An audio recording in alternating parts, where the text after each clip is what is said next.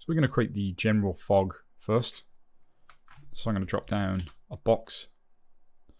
This is going to be our volume box. Jump inside and space G to frame up. I'm going to increase the scale of this to something really large. I mean, that's already too small. We can bring up the grid. And this thing should be really sort of hundreds, if not thousands of meters wide to cover our scene. So I had something like 218. I'm just going to copy my settings in.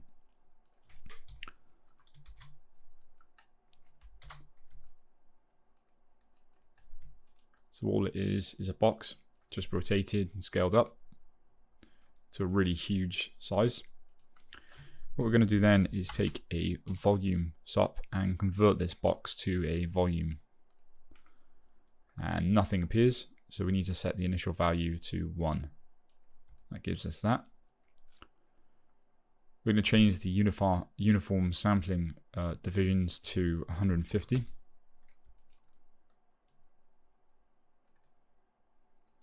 Let's turn off the grid. We don't need to see that anymore.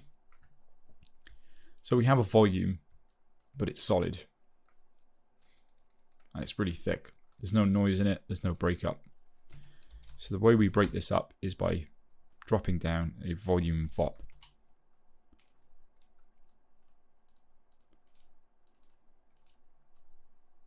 We're going to take the volume position. I'll just snip this line. We're going to take the volume position and we're going to pipe this into an anti-alias noise.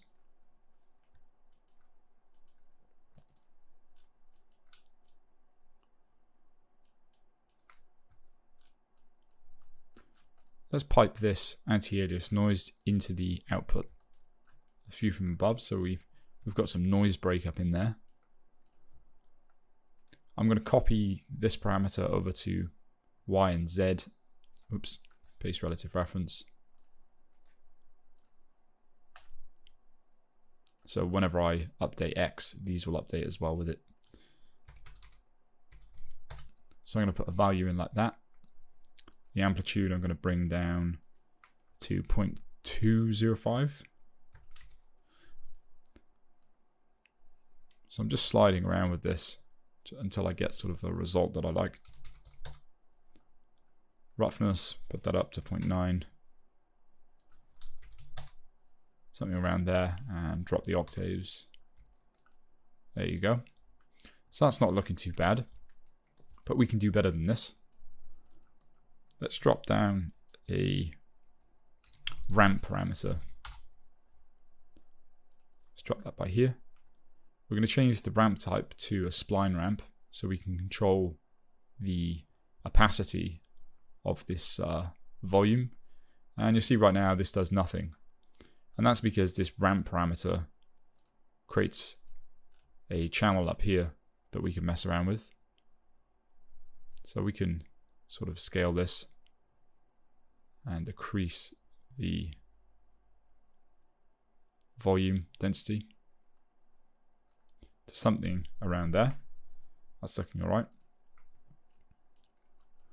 And then what I do is that I take a volume wrangle, and you guys don't need to memorize this, but you can definitely take a look into it.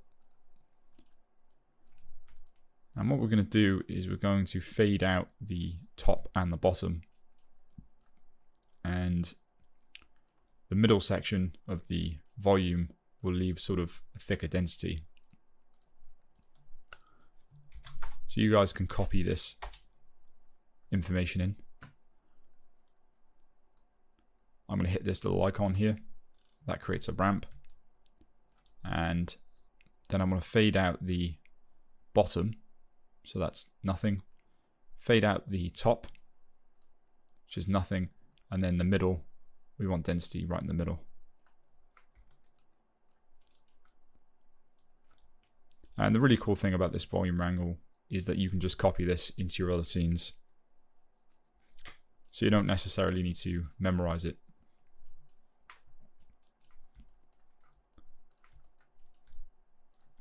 So I'm just looking at my other scene. seeing what this looks like. You know, we can come in, we can mess around with this a little bit more. Something along those kind of lines. And that's pretty much the volume box done.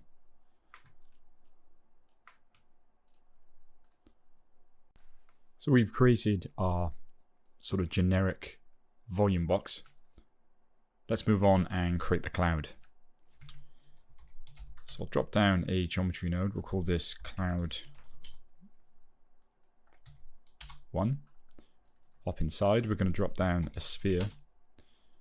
And we're going to generate a volume based on this sphere. So I'm going to zoom in, space G. Change this to a polygon. Increase the subdivisions to 24, so we make that sphere nice and smooth. And I'm going to increase the size of this by 10 times. So it's pretty large. If you turn on the grid, you can kind of see how large this is getting.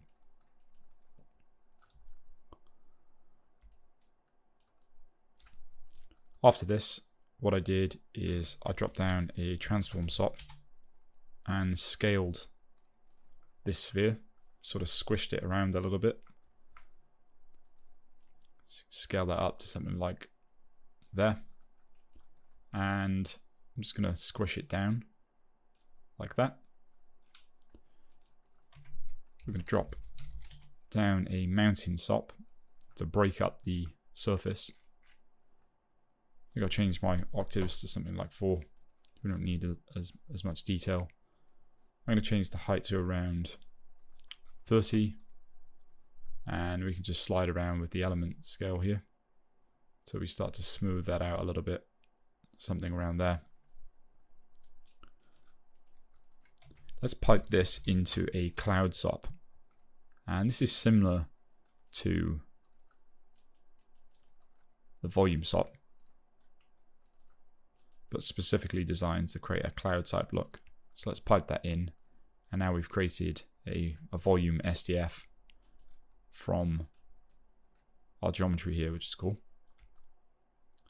So that's not looking too bad. Let's increase the uniform sampling divisions to around 250 to add some more resolution there. On the density tab, I think we'll leave that set to, actually we'll increase that to something like 25, make it really dense. I'm going to go over to the scatter shapes, and the first thing I usually do is turn on visualize as polygons. We're also going to fill the source, just add some extra detail.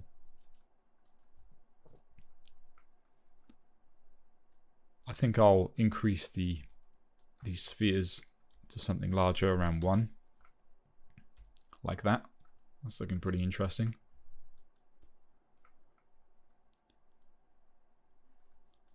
I'm going to turn on secondary shapes as well to add even more detail.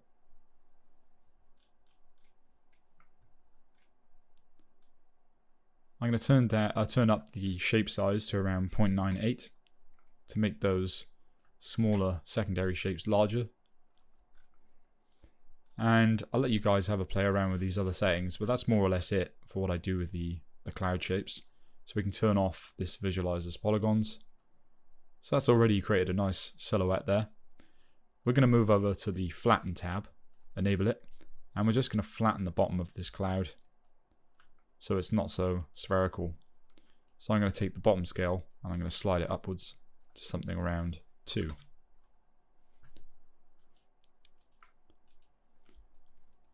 So it's looking pretty decent. It's looking incredibly dense. There's no breakup in the volume in terms of density. So let's drop down a cloud noise SOP to break that cloud up even more. I'm going to increase the amplitude to around something like 1.5. See what that looks like. Okay. Increase the octaves to around 8. And we're going to increase the element size up to something like 5 to smooth out those details.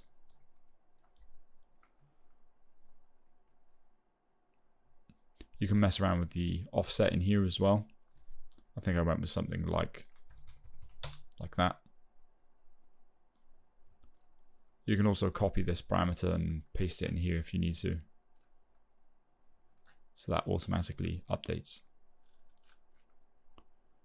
I also changed the type to zero centered Perlin noise, and what I usually do is I just switch between these and see what sort of type gives me the best looking result. Let's move over to, we'll drop the roughness down to about 0.2. We'll go over to the advection tab and we'll advect noise. We'll turn that up to around 4, like that. Let's create a little bit more detail on the edges. Increase the element size to something around 2. And I think we'll leave all the other settings as is.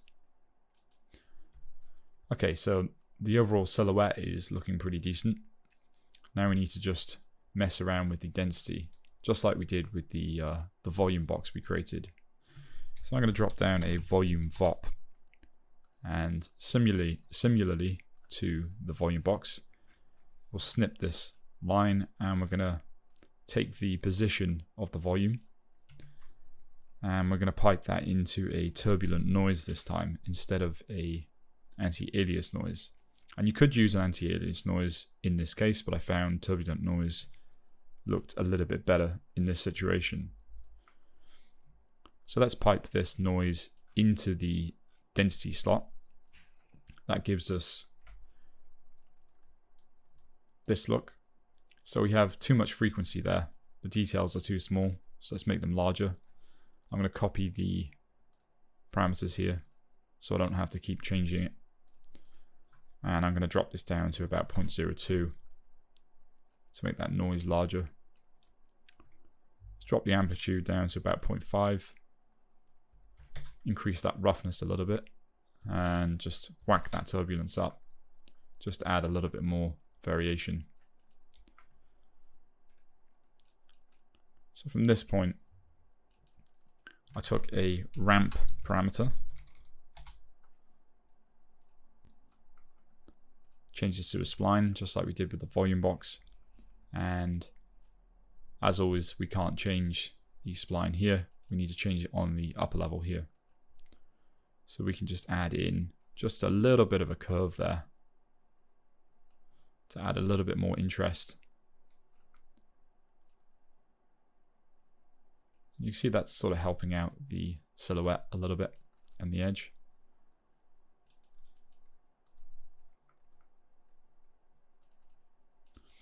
What I did after this was I also added a ramp parameter in the offset, just to save me from going in here and adjusting these values. I could change the offset on this level. So similarly to what we did here with the ramp, we'll create a parameter this time, and this parameter we'll just rename it to something like offset, but you can rename this whatever you want. Let's plug this offset into the offset in here, and if we go back up, we now have an offset slider, so we can just offset that, which is looking kind of cool.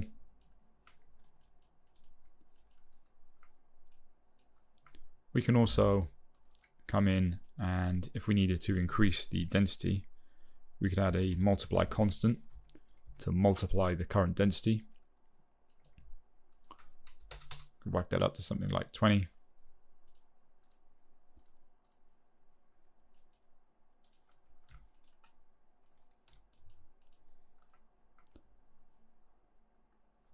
I think we could have a mess around with this a little bit more because it's not quite looking right.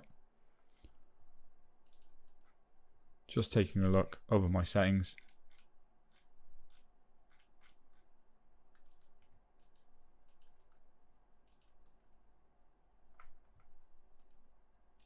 I'm also going to change the turbulent noise to sparse convolution noise, which should change the overall shape. So that changes it a fair amount. Let's go back to the offset and we can play around with this offset here.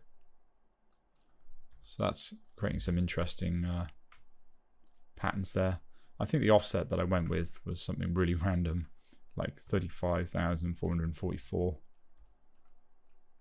and just keep having a slide around with this, and you can sort of see the power of it, that you can just use one cloud and you can slide the offset, save out a VDB file, slide the offset, save out another VDB.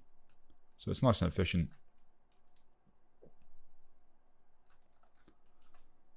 So that's looking pretty cool. So what I did after this point is I exported these clouds and the volumes as VDBs just to make it a little bit faster. I'm just going to save this scene before we do anything. And what I'm going to do is I'm going to drop down, or instead of dropping down a ROP output driver, we can just right click on this. We can say save geometry. Let's browse the cache folder. Make sure we're searching via the $job path. Cache. And I think we'll make a folder called VDB. We'll save this as cloud underscore v01.vdb, like that, and we can hit save. Let's drop down a file SOP to import that VDB. Import it, and we can view it from here. We can do exactly the same for the box.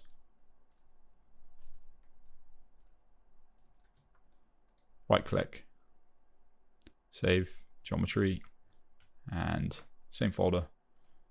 We can rename this to volume box underscore VDB. Click accept. Drop down a file SOP again. Import that VDB. There. And we have two VDBs that have been cached out.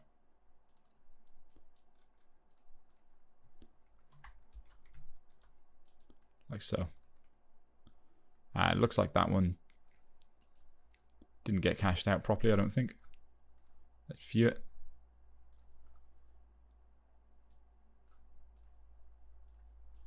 Doesn't seem to like that. What's this asking me for? Could not find attribute name binding volume as density. Okay, so another thing that we need to specify on this is we need to give this volume a name. So we're just going to type density in here, if I can spell it correctly. So once we do that, that error should disappear.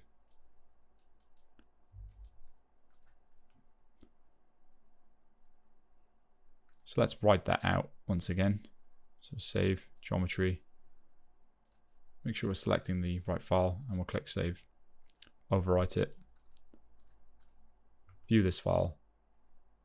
And I'm not entirely sure why this isn't working right now, but I'll pause the video and then come back to you guys. Just before we copy this asset over, I think there's a little bit of a bug, as I wasn't able to load in that VDB file for the volume box. So we're just going to copy over this entire box here. And just before I do so, I'm going to, I think, zero out the rotation, as we don't need that. And I'm just going to center this to the center of the grid. So now we're in the center there.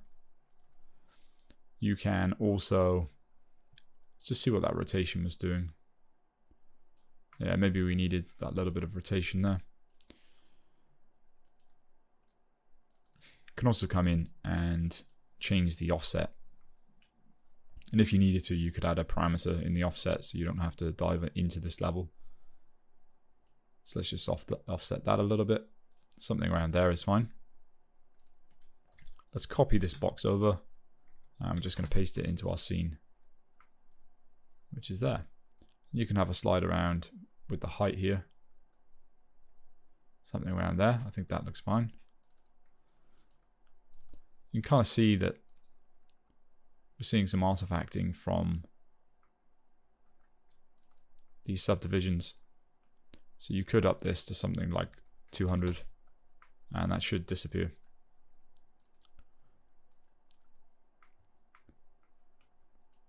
Let's also copy over the cloud as well. Copy that one. Paste it. So we have our cloud there, and we can just move this a little bit closer.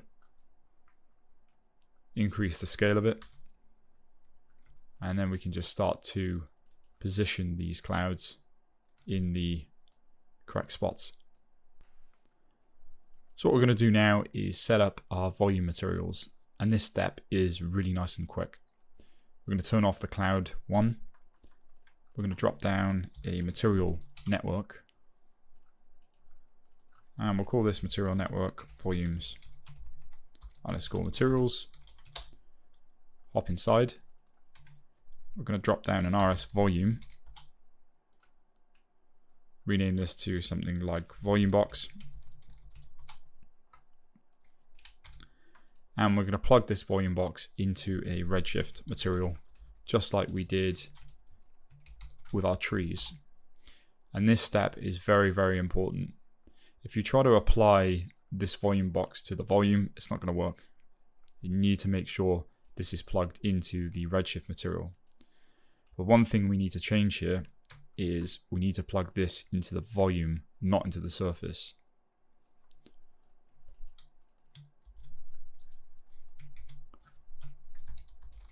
Same as the trees. Let's apply that material. Volume box out, click accept. We're going to hit render and see what that looks like.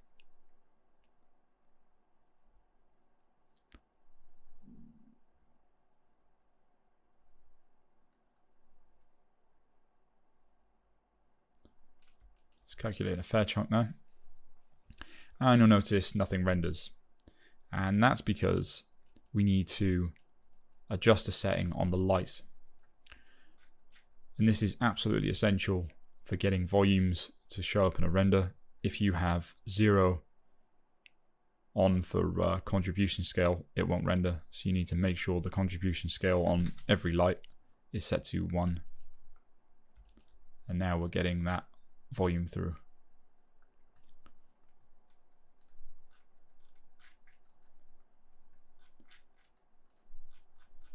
To clean up some of that noise, we can increase the samples to something around like 64.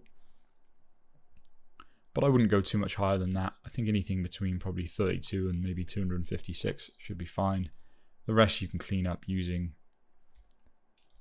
the global anti-aliasing. So let's increase that to 64, see what difference that makes. Yep, it's a lot cleaner there. So that volume box is looking cool. Let's set up the volume material for the cloud. So as always, we turn the volume box on, off, cloud on. Let's jump in and I think we'll copy and paste this. Let's just rename it to cloud underscore. We can name this cloud underscore 1 and cloud underscore 2 and have multiple materials per cloud. Also one material per cloud rather. Or we can name this something like cloud underscore light, cloud medium, cloud dense. So we'll just do one version.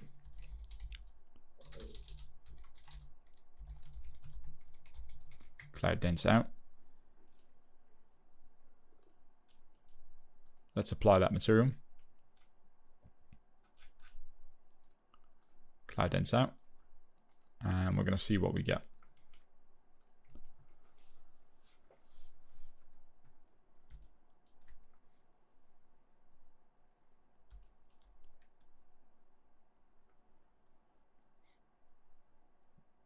So you can see straight off the bat that that's not looking so great.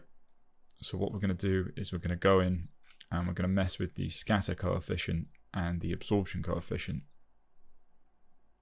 I'm going to set my scatter coefficient to 0.02. And I'm going to set my absorption coefficient to 0.01.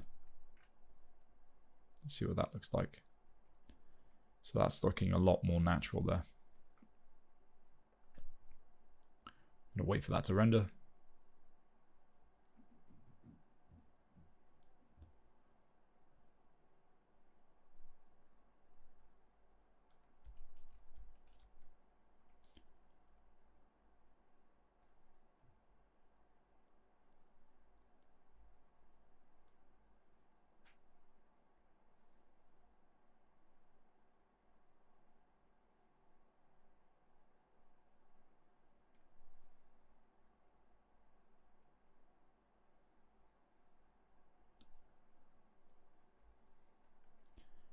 There you go. So we've set up materials for the volume box and for the cloud.